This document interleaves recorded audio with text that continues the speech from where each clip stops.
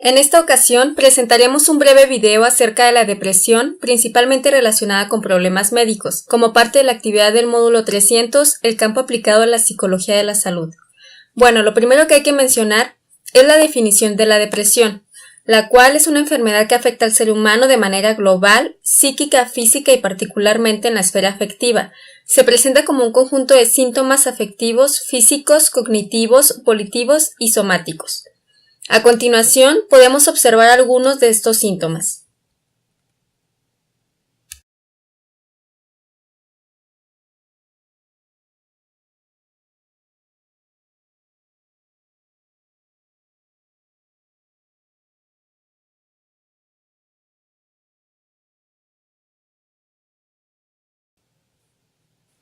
La Organización Mundial de la Salud define la depresión como una enfermedad que se caracteriza por una tristeza persistente y por la pérdida del interés en las actividades con las que normalmente se disfruta, así como por la incapacidad para llevar a cabo las actividades cotidianas durante al menos 2 semanas.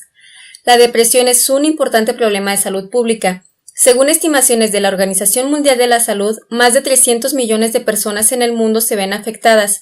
Por lo tanto, contribuye de forma muy importante a la carga mundial general de morbilidad.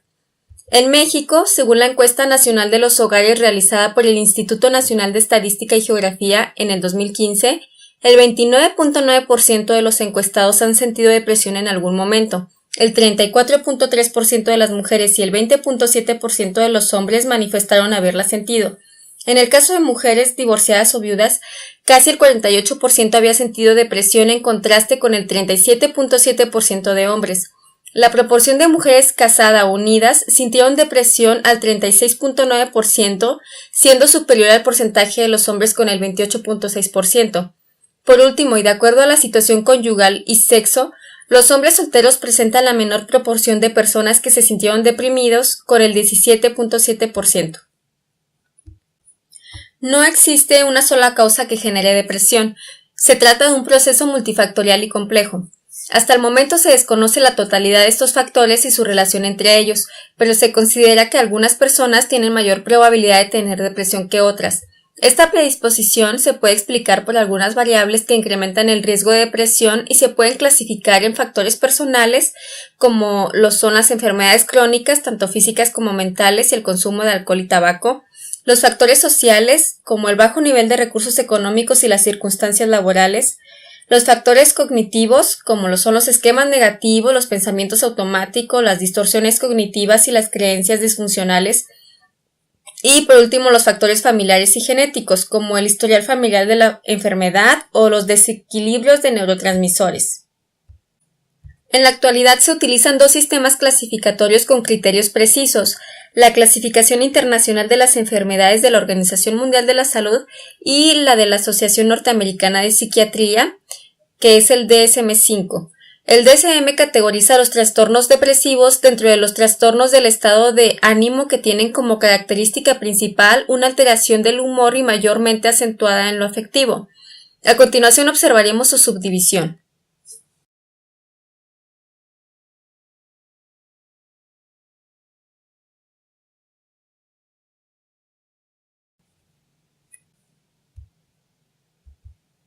Dependiendo del número y de la intensidad de los síntomas, los episodios depresivos pueden clasificarse como leves, moderados o graves en remisión parcial o total, con o sin síntomas psicóticos.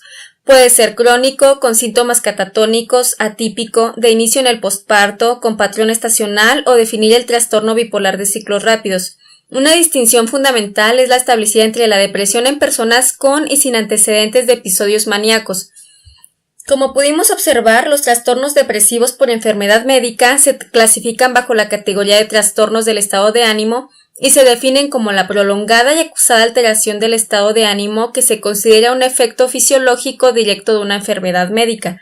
Para poder determinar la depresión y enfermedad que se relacionan, es necesario que se determine el historial clínico del paciente, una exploración médica y o pruebas de laboratorio, en donde se tomen en cuenta la asociación temporal, la forma en que se presentan los síntomas, las edades de inicio atípicas, síntomas mentales asociados poco comunes o síntomas médicos desproporcionados. Asimismo, se debe verificar que no exista algún otro trastorno mental que explique mejor la alteración. Como mencionamos anteriormente, la depresión puede ser un factor causal en diferentes enfermedades, entre las cuales podemos destacar enfermedades cardiovasculares, enfermedades cerebrovasculares, cáncer, diabetes, epilepsia, esclerosis múltiple, enfermedad de Alzheimer, VIH o SIDA, mal del Parkinson, lupus eritematoso sistémico y artritis reumatoide. Pero, ¿cuáles son los profesionales de la salud relacionados en la atención integral? Bueno, los profesionales de la salud que intervienen en la atención de los pacientes trabajan en conjunto para determinar lo que cada paciente y su familia necesitan para sobrellevar mejor la enfermedad y su tratamiento, al diseñar y coordinar un plan personalizado de atención. Mientras se encuentren en el hospital, los pacientes y sus familias estarán en contacto todos los días con algunos de los integrantes del equipo de profesionales médicos. A otros solo los verán cuando su ayuda sea requerida para ciertas cuestiones. Durante las consultas médicas, puede que el mismo integrante del equipo esté disponible o puede que sea otro distinto. Cuando los pacientes están en casa, por lo general, los integrantes del equipo de atención médica se mantienen en contacto. En el ejemplo de los niños con cáncer, el grupo de profesionales que atienden al paciente y a su familia son los siguientes.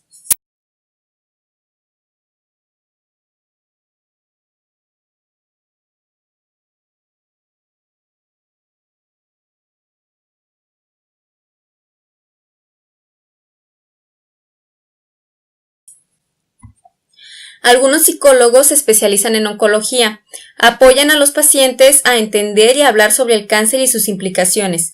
Cuentan con las habilidades para ayudar a los menores mediante el uso de técnicas que permiten que sobrelleven los procedimientos médicos como cirugías, radioterapias y quimioterapias, así como náuseas, dolor, inyecciones, líneas intravenosas, estudios de imágenes y otros.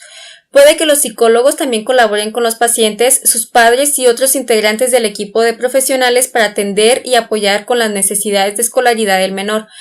Pueden evaluar el estado mental y emocional del menor y ofrecer la asesoría emocional que le ayude a sobrellevar los efectos de la enfermedad.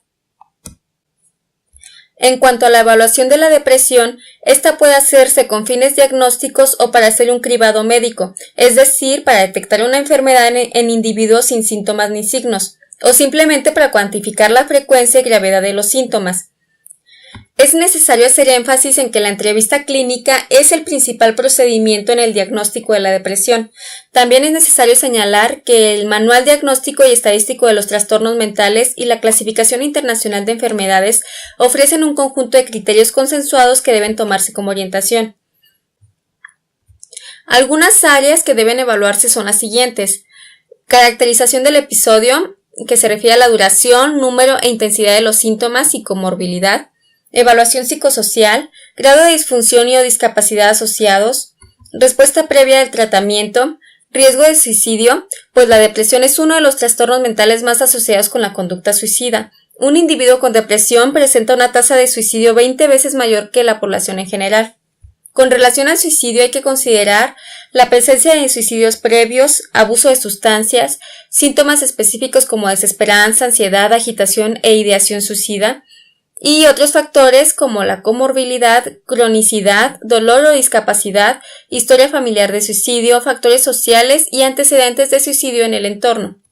Ahora bien, ¿qué instrumentos se utilizan para evaluar la depresión? En este tipo de trastornos se utilizan escalas y entrevistas con diferente grado de estructuración. Estos instrumentos no tienen como fin el diagnóstico, pues este se hace a partir de la información obtenida en la entrevista clínica. Uno de los test más empleados para detectar la presencia de síntomas depresivos y cuantificar su gravedad es el inventario de la depresión de Beck. Este instrumento consta de 24 ítems y para cada uno hay 4 alternativas ordenadas de mayor a menor gravedad. El paciente escoge cuál describe de modo más preciso cómo se ha sentido en las últimas 4 semanas. Otro instrumento, la escala heteroaplicada de Hamilton para la depresión, fue diseñada para evaluar la intensidad o gravedad de la depresión y es uno de los más empleados para monitorizar la evolución de los síntomas depresivos. Por su parte, la Montgomery-Åsberg Depression Rating Scale es una escala aplicada mediante la entrevista que consta de 10 ítems que evalúan la gravedad de los síntomas depresivos. Sus ítems incluyen tristeza aparente, tristeza referida, tensión interna, disminución de sueño, disminución de apetito, entre otros aspectos.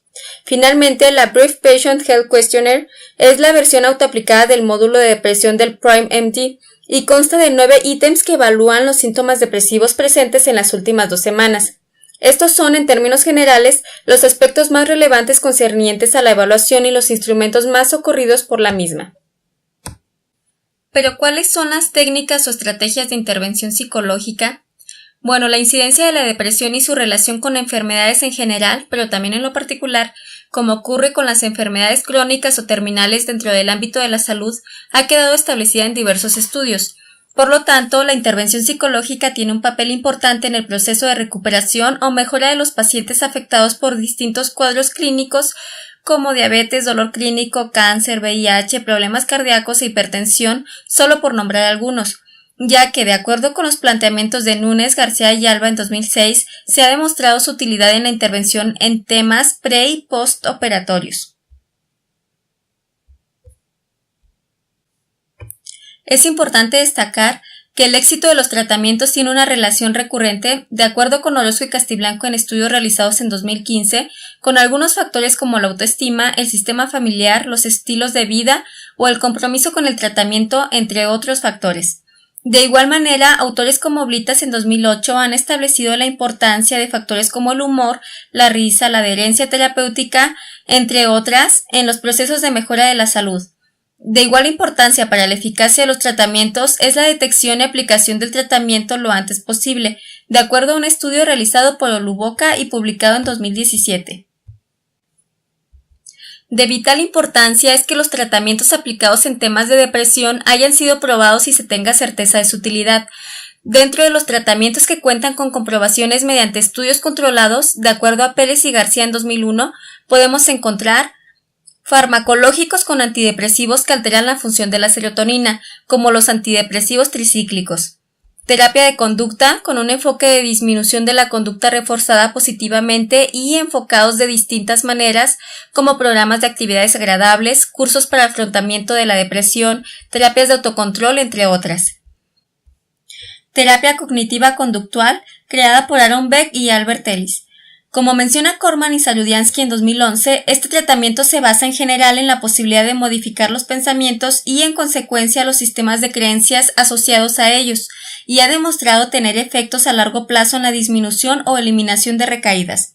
Terapia interpersonal, que de acuerdo con Corman y Saludiansky en 2011 provienen de 5 líneas de investigación. Los acontecimientos vitales, por ejemplo los conflictos de pareja y pérdidas, soporte social como los déficits en relaciones sociales, como trastornos de riesgo para trastornos, la epidemiológica, evolutiva, infanto-juvenil y la experimentación animal. Aunque las anteriores han demostrado ser relevantes para tratar la depresión, sin embargo, para Moix y Casado en 2011 es importante mencionar la terapia biofeedback, hipnosis, mindfulness, terapia de aceptación y compromiso, entre otras. Como conclusión, es importante recordar que la depresión afecta al ser humano psíquica, física y afectivamente, con porcentajes en nuestro país del 29.9% de la población afectada en algún momento de su vida. Además, la depresión puede ser un factor causal en diferentes enfermedades, entre las cuales podemos destacar las cardiovasculares, la diabetes y las cerebrovasculares. Recordemos que para su diagnóstico, la entrevista clínica es el principal procedimiento. En ese sentido, el Manual Diagnóstico y Estadístico de los Trastornos Mentales y la Clasificación Internacional de Enfermedades ofrecen un conjunto de criterios consensuados que deben tomarse como orientación. Otros instrumentos, como la escala de Beck, son empleados para detectar la presencia de síntomas depresivos y cuantificar su gravedad. La intervención psicológica tiene un papel importante en el proceso de recuperación de los pacientes afectados por la depresión y cuadros clínicos como diabetes, dolor crónico, cáncer, VIH, problemas cardíacos e hipertensión, entre otros. Dentro de los tratamientos podemos encontrar los farmacológicos como antidepresivos, las terapias de conducta, cognitivo-conductual, interpersonal y algunas más. Aunque hay otras, estas terapias han demostrado ser relevantes para tratar la depresión. Finalmente, es muy importante tratar oportunamente este padecimiento. No debemos olvidar que en un alto porcentaje el sujeto depresivo puede llegar a atentar contra su vida.